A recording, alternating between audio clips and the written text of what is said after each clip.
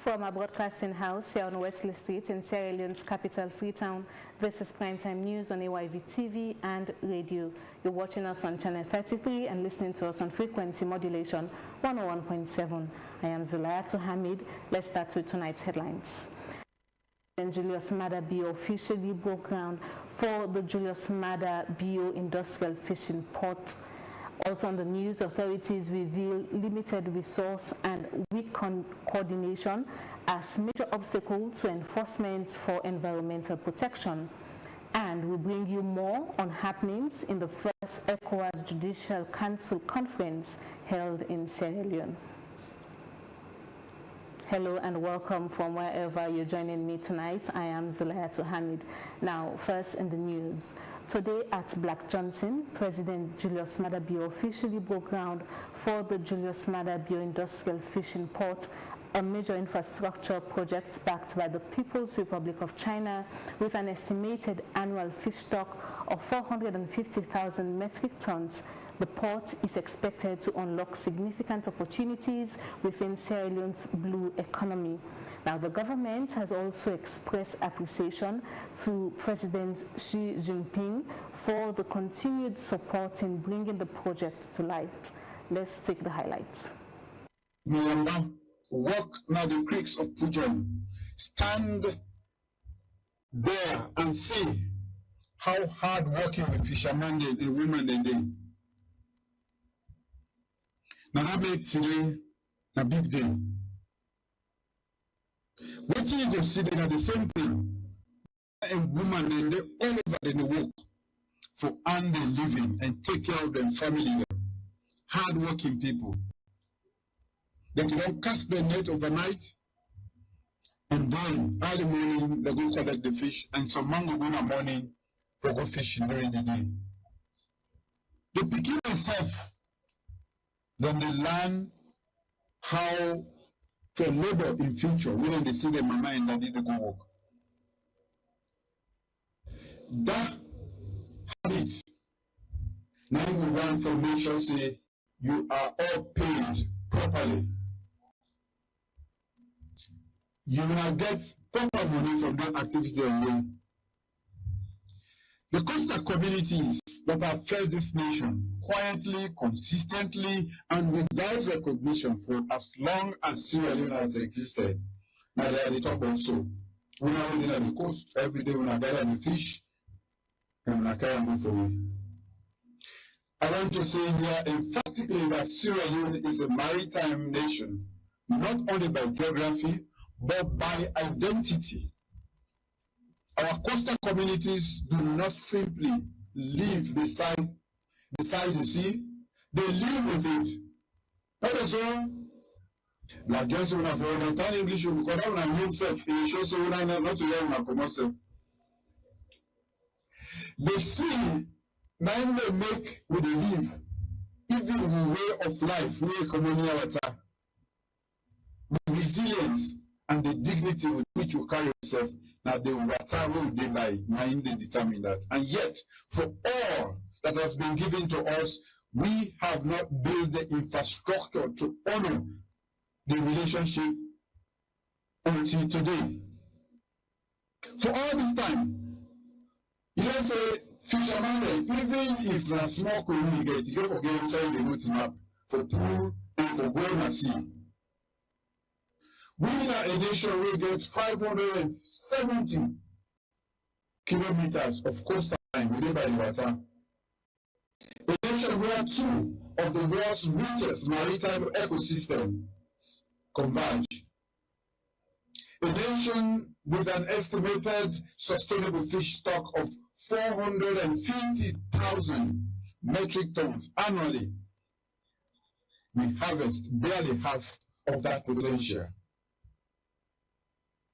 Why? It is not because the fish are not there, but because for far too long the systems required to capture, preserve, process, and regulate that value has not been in place. For 40 years, we have lacked the basic infrastructure to berth tuna vessels in this country.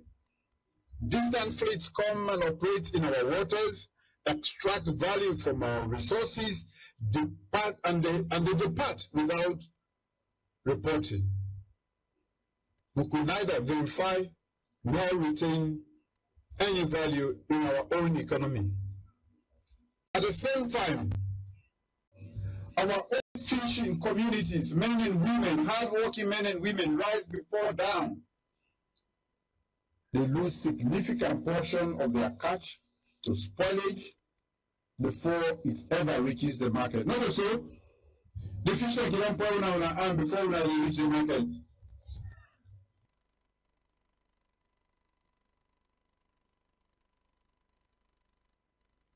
Now, growing environmental concerns in Sierra Leone as deforestation and illegal developments in protected areas continue to threaten critical water resources and biodiversity. Now, experts say enforcement remains a major challenge with limited resources, weak coordination, and increasing pressure on land use demands. Now, allegations of illegal encroachment involving influential individuals have further complicated efforts to protect these areas. Now, conservationists are also highlighting the strain on long-standing sanctuaries and protected forests, warning that without urgent action, decades of environmental protection could be reversed. Now, let's have some highlights. It's not just about climate change, it's about the deforestation we are making around. You must realize, like the Congo Dam, the source is not at Congo Dam. It comes miles away up in the ridge.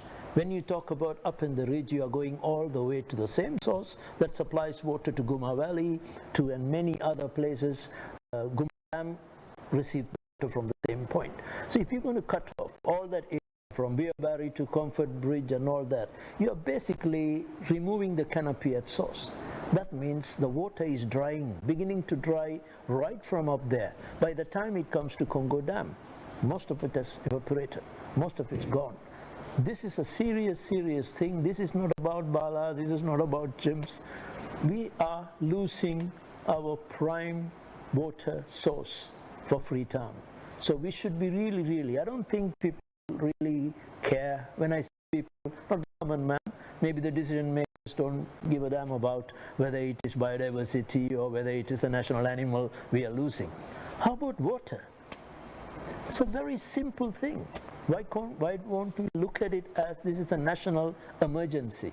This is what I would expect from the government. When we have smallpox, monkeypox, we declare a national emergency and probably we lost 20 people.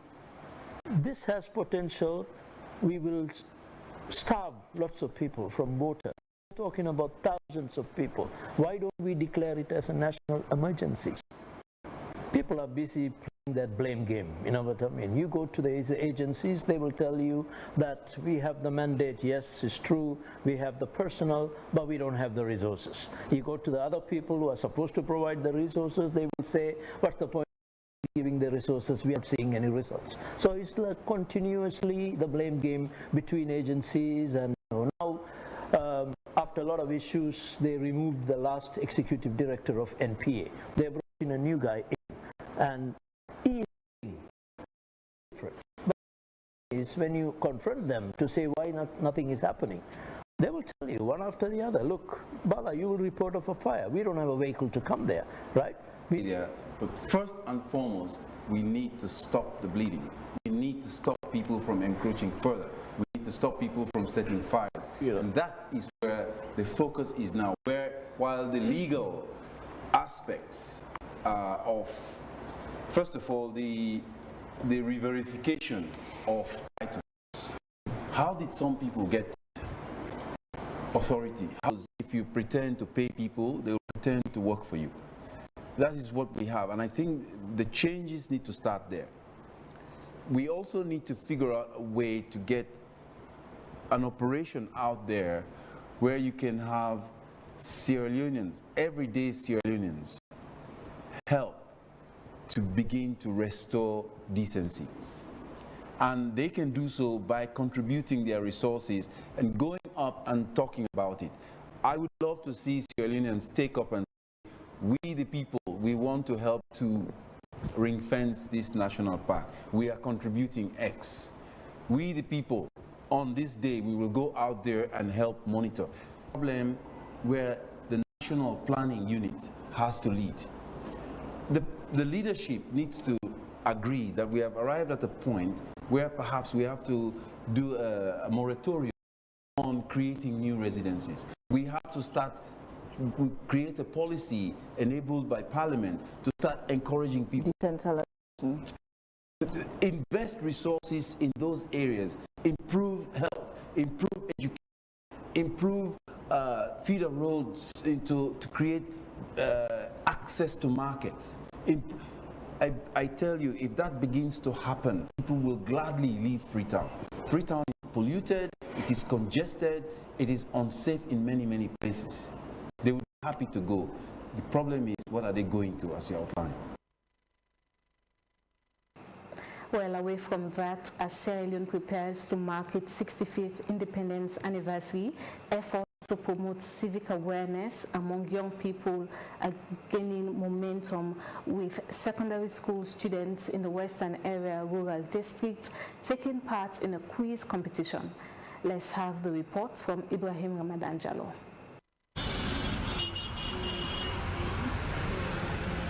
As Sierra Leone approaches its 65 years of independence, moves are taken in the educational landscape as the National Council for Civic Education and Democracy, together with the Ministry of Basic and Senior Secondary Education, organizes quiz competition for secondary schools at the Western Area Rural Districts.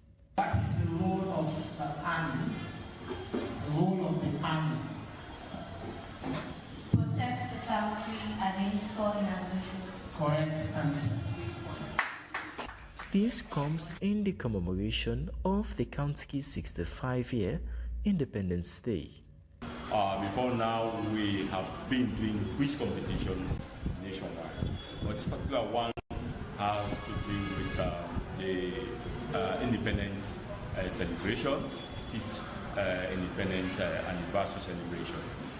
2 months back, we are called at State House to organize ourselves, organizations, I mean institutions, government institutions we are called, so that they will commemorate this day on the 27th. So we, being that we are very more focused on secondary school and we have been doing civic education, quiz competition, and other things, they saw it mandatory that we should lead together with MBSSB to organize district quiz competition. The competition that is ongoing today simultaneously is going all around the country, district-wise.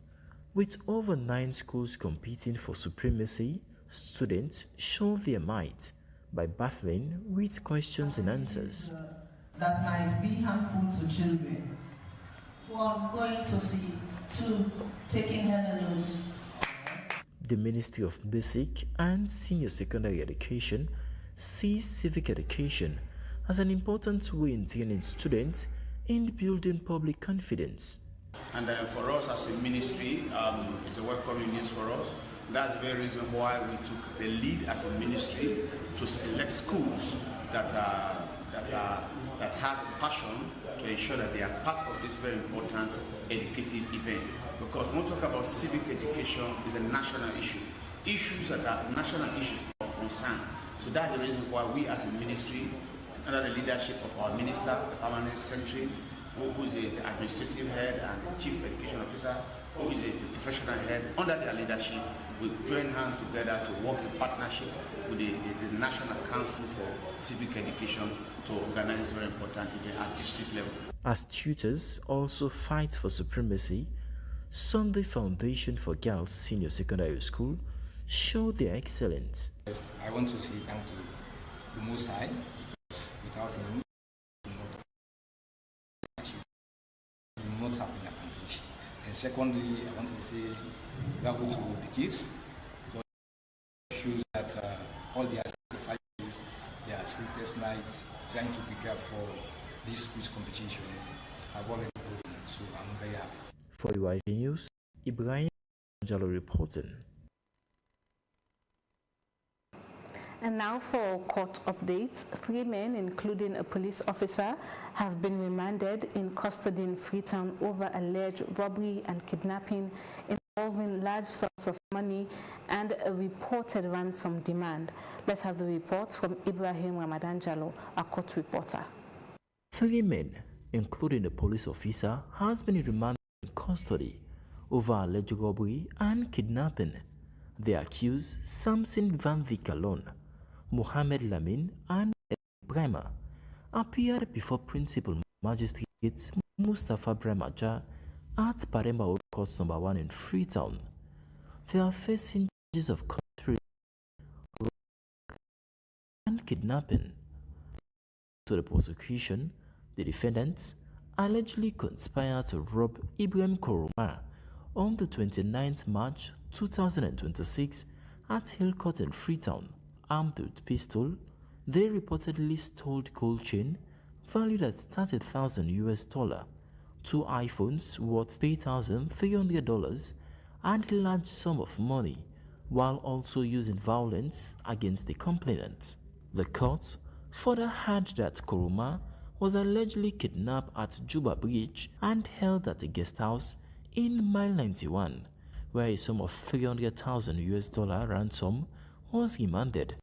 No plea was taken, and bail for the third defendant was denied due to the seriousness of the allegations.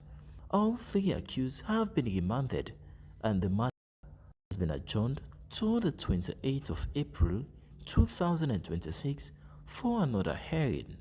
The case continues.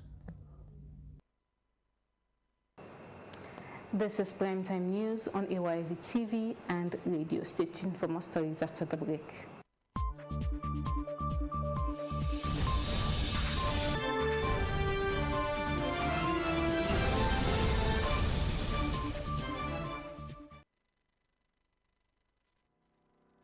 Do you know you can transfer money, buy airtime, and pay all your utility bills in just a minute? You can have access to your account anytime, anywhere. Welcome to the world of fast and easy. GT Wall.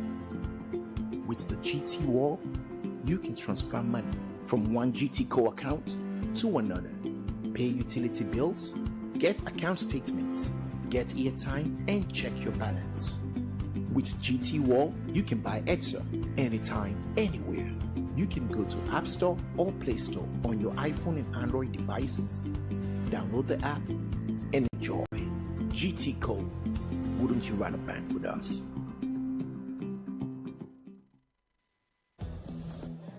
Mutik. This one is for the one. Their world, and the winner who still put in the work. Cheers to those who start great things. When you start, you're hard to stop. You raise your game and never back down because you're bold enough to make it. To you I say, never stop. Mutik. Stop starting.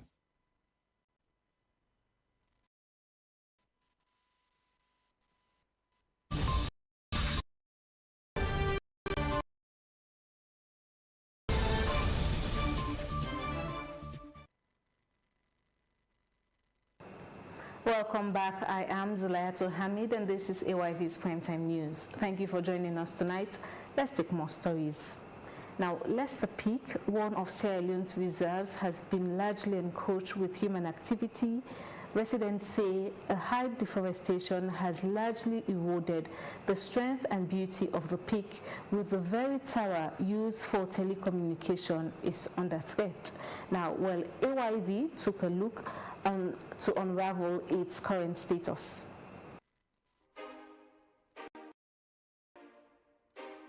This is Leicester Peak, one of Sierra Leone's forest reserve. Long before now, this place used to be lush and very green. However, you can see now human activity, high deforestation has largely eroded the strength and beauty of the peak. A land once known to be a reserve is fully encroached with houses, and the very tower used for communication is under threat. Follow me as we unravel recent developments.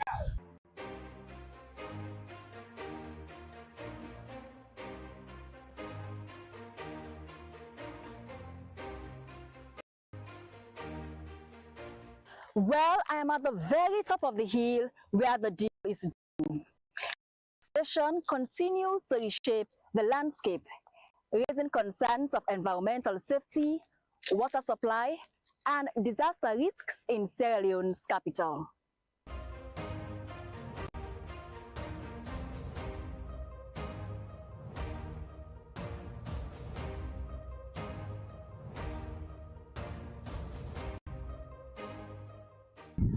Perched above Freetown, Leicester Peak has long served as a natural shield for the city, with dense forest cover helping to regulate climates, prevent soil erosion, and protect vital water catchment areas.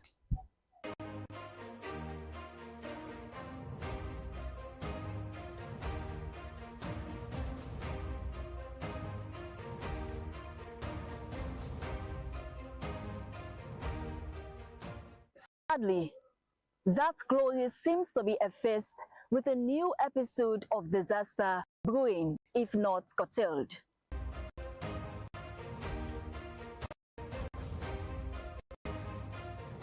Not only is communication under threat, but the frequency radiation here moves from 700 to 1,000 ms and is said to cause cancer to residents. So the need for urgent action cannot be overemphasized. Esther Susanette Bassi, AYV News, Leicester Peak. ECOWAS has for the first time hosted the Judicial Council Conference in Sierra Leone. Now, the 5-day event underscores the country's growing leadership role in regional judicial reform.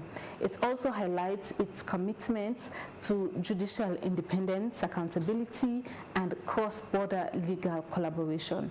A reporter, Issa Bangura, tells us more.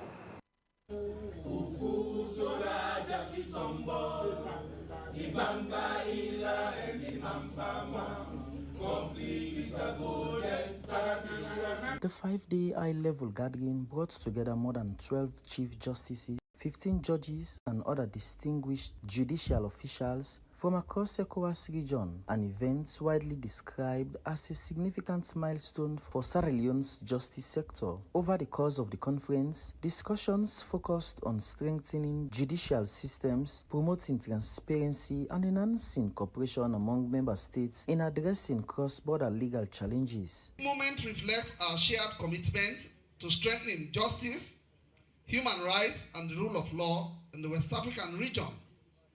It is an integral part of our core mandate to harmonize our laws and support regional reintegration.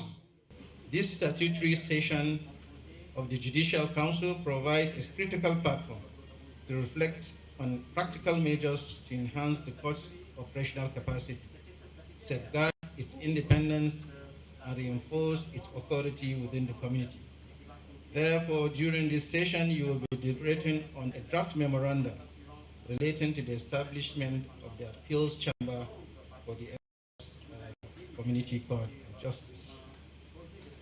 Hosting the conference for the first time marks a notable achievement for Sierra Leone, reflecting growing international confidence in the country's ongoing judicial reforms. Delivering the keynote address, Vice President Dr. Mohamed Julde Jallow emphasized the importance of strengthening judicial cooperation across the region. He highlighted the need for the timely processing of judicial documents, effective exchange of evidence, robust mechanisms for mutual legal assistance, and respect for the enforcement of lawful judgments across jurisdictions. Distinguished justices, your presence in Sierra Leone, particularly in Freetown today, affirms a conviction that our region must continue to uphold and defend the rule of law, strong institutions, and judicial credibility,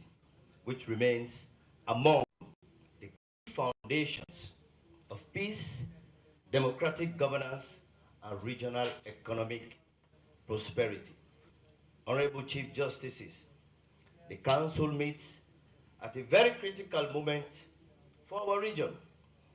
ECOWAS was established to to promote cooperation and integration, to harmonize policies, to create an enabling legal environment, to remove barriers to the movement of free persons, goods and services, and capital. Yet, these ambitions cannot be realized by treaties and protocols alone. They require courts and judges that are independent, credible, and trusted by our citizens.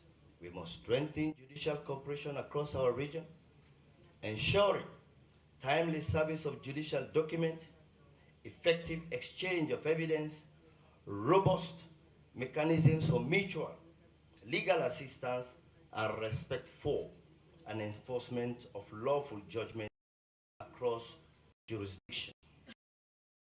The successful hosting of these events signals a significant step forward in positioning the country as a key player in regional legal and institutional development. Issa Bangura, AYV News, Freetown. And now, sand mining along Sierra Leone's Freetown Peninsula is accelerating coastal destruction with serious consequences for communities and the environment. Now, globally, up to 50 billion tons of sand are extracted each year, and in York Village and along John Obey Beach, the demand is driving intense local activity with hundreds of informal miners and truckloads leaving the coastal line daily. Now, AYV's Victor Jones has been to York Village to assess the scale of the damage and what it means for the people living there.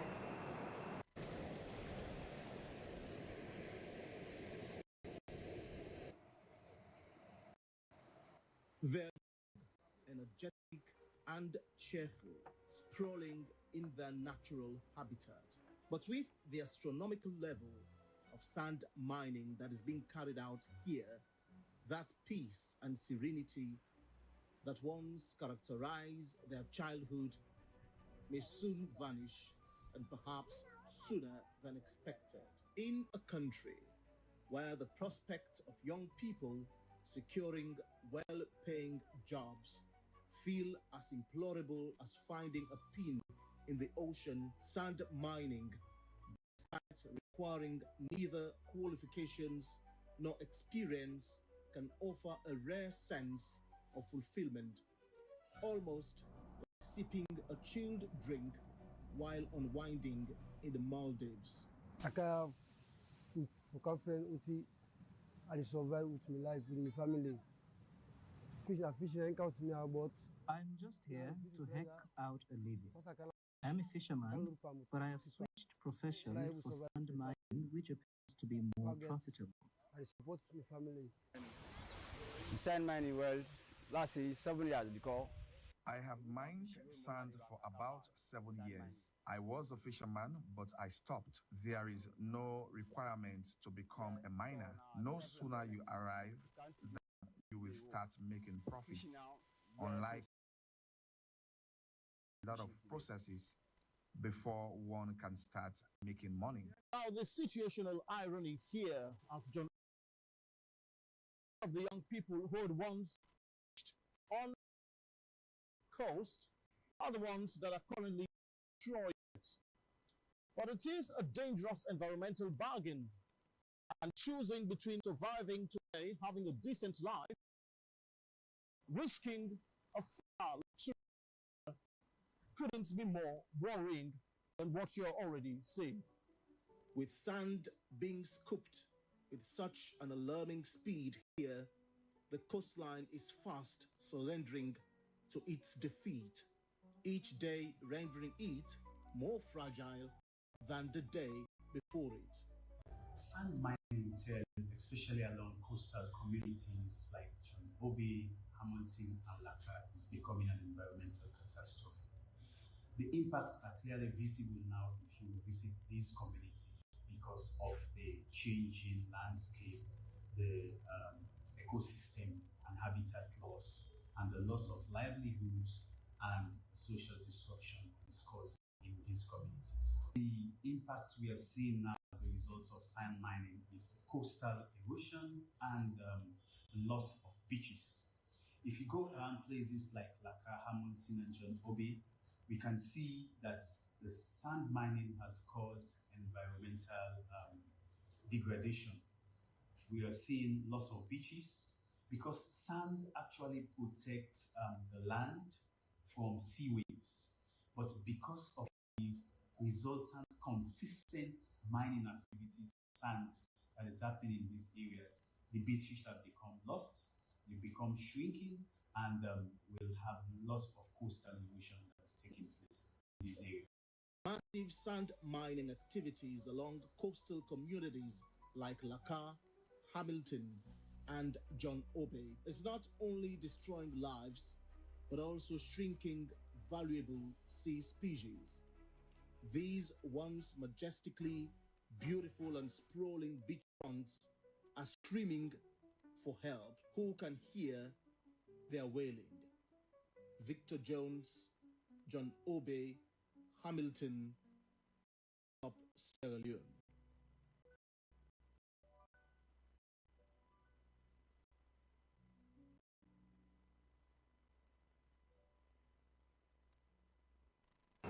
Amnesty International Sierra Leone has officially launched the State of the World's Human Rights Report for 2026, highlighting key developments and ongoing challenges within the country. Now, according to the Section Director of Amnesty International Sierra Leone, Solomon Sogbandi, the nation's human rights landscape in 2025 reflects a complex interplay between constitutional commitments, gradual legal reforms, including persistent structural constraints. Now, while the government has adopted progressive frameworks in areas such as health, gender equality, and environmental governance, the report continues to note that the practical realization of these rights remains uneven. Now, our reporter Isa Bangra was at the launch and he now reports. The 2026 State of the World's Human Rights Report paints a mixed picture of progress and persistent gaps in Sierra Leone's human rights journey. Speaking at the launch, the director of Amnesty International Sierra Leone underscored that although the country has made notable strides in strengthening legal and policy frameworks, implementation remains a major hurdle. Sierra Leone's human rights landscape in 2025 reflects a complex interplay between constitutional commitment, gradual legal reforms, and persistent structural constraints. While the state has adopted progressive frameworks in areas such as health, gender equality, and environmental governance, the practical realization of human rights remains uneven. The report explains that Sierra Leone's core challenge is not the absence of legal norms. Take note, not the absence of legal norms, but rather weak institutional capacity, entrenched inequality, and limited enforcement mechanisms. The first thematic area is freedom of expression and digital governance. Freedom of expression in Sierra Leone is constitutionally protected, but increasingly constrained in practice through policing practices and regulatory frameworks governing digital communication. Amnesty International reports continuing concerns over intimidation of journalists, restrictions on peaceful assembly, and the disproportionate use of law enforcement against critics of the state. A growing area of concern is the regulatory environment concerning cyberspace. Cybersecurity and communications-related laws, while justified by the state as necessary for public order and national security, contain broad provisions that risk overreach. Ambiguities relating to offenses such as misinformation or insult create conditions for selective enforcement, particularly against journalists, activists, and political opponents. From a human rights perspective, this situation reflects a classic tension between security regulation and civil liberties. The next thematic area is the right to health, maternal health, and systemic fragility. The right to health in Sierra Leone is undermined by chronic structural weaknesses in the healthcare delivery system. Despite post-Ebola reconstruction efforts, the country continues to face severe shortages of healthcare professionals, particularly in specialized fields such as surgery and emergency medicine. Rural areas remain especially underserved, exacerbating geographic inequalities in access to care. Maternal health remains a critical concern. High maternal mortality rates persist due to inadequate emergency obstetric services, insufficient skilled birth attendants, and weak referral systems. The third thematic area is right to food and economic justice. The right to food is closely tied to poverty, climatic vulnerability, and dependence on subsistence agriculture. Women and girls' rights, gender-based violence, and structural inequality. Despite legislative reforms, women and girls in Sierra Leone continue to face significant rights violations, particularly in relation to female genital mutilation and gender-based violence remains widely practiced in many communities, often justified through cultural and traditional frameworks. Commissioner Hassan Samba Yaja at the National Human Rights Commission of Sierra Leone made this statement during the official launch of the report. A nation that cannot feed its people cannot fully claim to uphold their dignity. And a commitment to human rights that does not prioritize the most basic needs risks losing moral authority. Officially declare the launch of the State of the World's Human Rights Report 2026. Thank you. Thank you. Thank you very, very much. Amnesty International is calling on the government and stakeholders to prioritize strengthening institutions and ensure that existing legal frameworks are effectively implemented. Issa Bangura, AYV News, Freetown. Well, that's all for Primetime News for tonight. For more stories, visit our website at www.ayvnews.com. If you have any comments on the news, please send us an email to info@ayvnews.com.